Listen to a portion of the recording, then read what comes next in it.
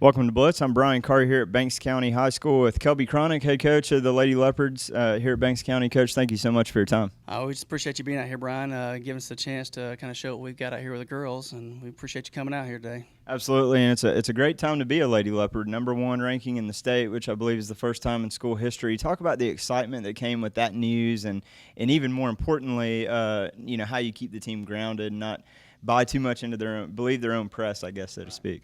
Yeah, it's exciting. Year in, year out, this team has worked hard, and this year it kind of paid off, and we got that #1 ranking. Really, it's just a number to us. I mean, I don't really buy a whole lot into rankings because any given day it depends on what team shows up out there in the field. And just because you're ranked #1 doesn't mean necessarily you're the #1 team. But as far as our girls staying grounded, we definitely, we take it game by game. I let the girls know, hey, you're the #1 team in the state, but what does that really mean? You still got to go out and play ball every day. Yeah.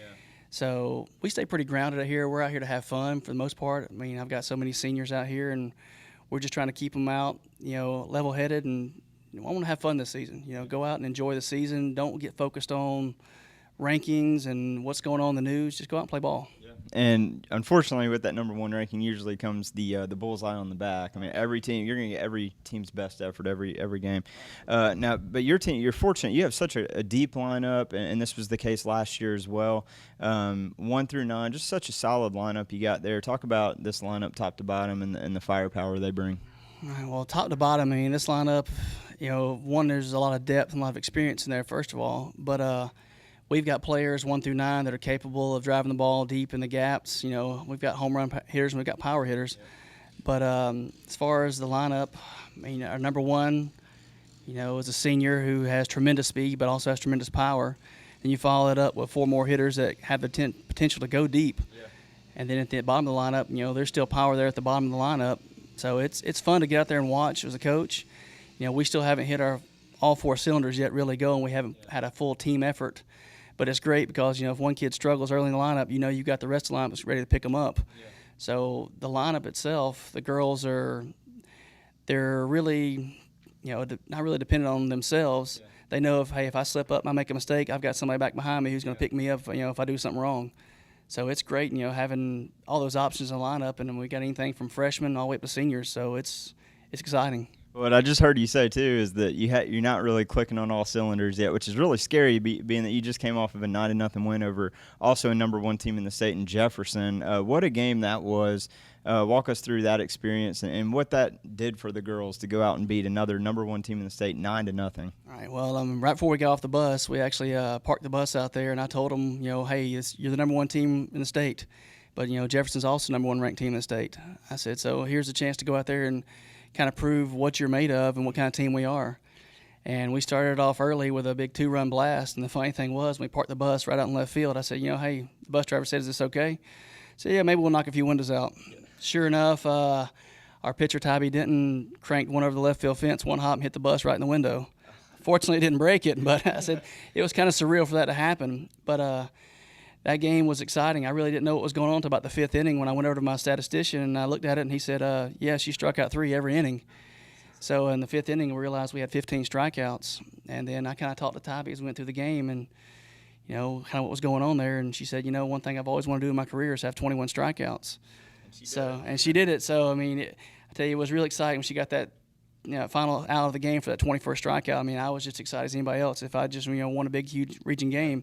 So it was exciting to see her reach that milestone. But, I mean, how often do you hear a kid striking out 21 batters in a game? Every out was a strikeout. Right. So that was huge, and really helped our players realize, they know what kind of pitcher we have, and they're out there to back her up no matter what.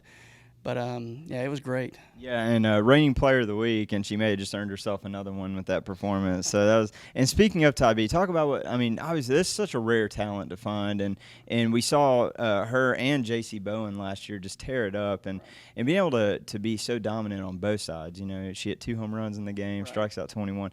You don't see that kind of talent roll around very often. No, it's a special thing, and how many coaches have that opportunity to have such a tremendous athlete that, not only in the circle are they dominant, but at the plate they can be just as dominant as well.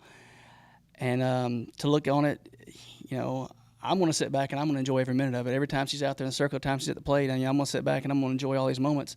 I've had the opportunity to coach Tybee since she was 10 years old, and a lot of the seniors as well. But to see her grow the way she has, and in the off season, she's put in a ton of work. Getting healthy, eating right, staying in shape, out running, because in the years past, we always came up a little bit short. And I think in her mind, she really wants to go out there, and she has a point to prove that she deserves, everything that she gets, and she's going to do everything she can to make sure that we get where we want to be. And the experience, you talked about coaching a lot of these players. You've been around this team for so long, and last year, seeing them take that next step after the previous season making the Elite Eight. Last year, they weren't going to settle for less than getting to that title game, and hopefully this year we see the next step. But talk about the experience that this team has had and how much that plays into the success that they continue to have. Experience, I can't tell you how much experience. I'm returning 7 girls that started last year for the state title game. And losing that state title game, that's terrible. It's horrible. Nobody wants to get there and finish second. But the experience, when we were there 2 years ago, we finished third in the state. Last year we finished second. So, the only thing I tell the girls to do, the only way to get better is you got to win the last game. Yeah. So that experience plays in a part because now, I hope we make it back to Columbus and we have the tools to do it. But going there, the nerves are out and they got one focus in mind. If we make it back there to do the job, they're accustomed to big games, they're accustomed to the atmosphere. It's just like we had a pretty tight game against East Hall earlier in the week, and girls didn't back down. They got in there and they got after it, and that experience, being down, being in tight situations, our girls, they were relaxed, they were calm, knew what they had to do, got in there and got the job done. So what is it going to take this year in your mind for them to take that next step, win that last game to win a state championship? Just stay grounded, stay humble, not look ahead. It's just, we open up region this week. We got East Hall first, and I told them, the region game's big, but we're going to play this one game at a time. If we take it one game at a time, do our job each game, prepare for each game, in the end, we're going to come out on top, I believe. Absolutely, the old cliche, one game at a time, but it actually works. That's the reason they say that. So, Coach, thank you again so much for your time.